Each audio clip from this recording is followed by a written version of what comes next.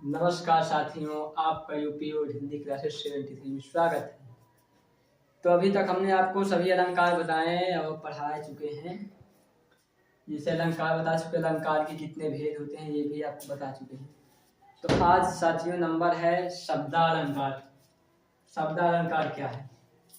शब्दालंकार के बारे में पढ़ेंगे। एक दो लाइन की परिभाषा है जिसे आप याद कर लेंगे, जीवन भर आपको काम देगा। शब्द अलंकार जिस अलंकार में शब्दों के माध्यम से काव्य चमत्कार उत्पन्न किया जाता है उसे शब्दालंकार कहते हैं।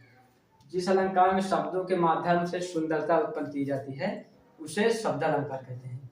शब्दालंकार के कितने भेद होते हैं आपको हम बताएं? 3 भेद। कौन कौन से? अनुप्रास अलंकार, यमक अलंकार, श्लेष अलंकार। अब देखिए अनुप्रास अलंकार क्या है।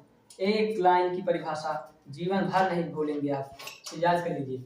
जहां पर एक ही वर्ण की बार बार आवृत्ति होती है, यानी तो अनुप्रास अलंकार की परिभाषा एक लाइन है, ये तो याद आ जाएगा आपको।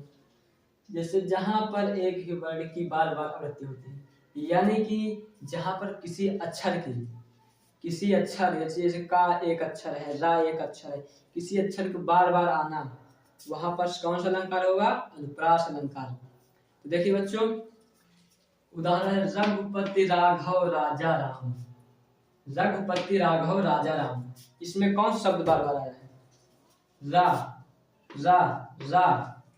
ये देखिए रा रा रा रा रा, इसमें 4 बार आया, यानी एक ही वर्ण कई बार आ चुका है। तो ये कौन सा अलंकार है? अनुप्रास अलंकार।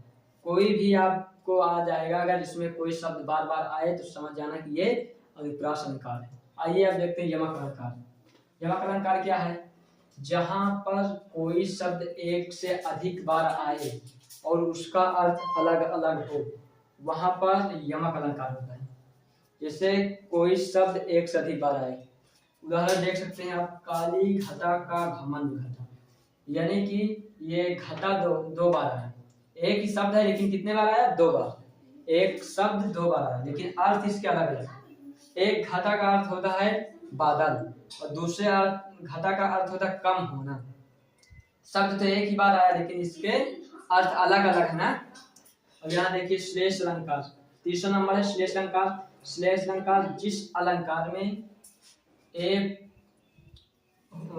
अलंकार में एक शब्द एक ही बार हो, या तो एक हो और उसके अर्थ अलग अलग हो, उसे यमक अलंकार कहते हैं। श्लेष।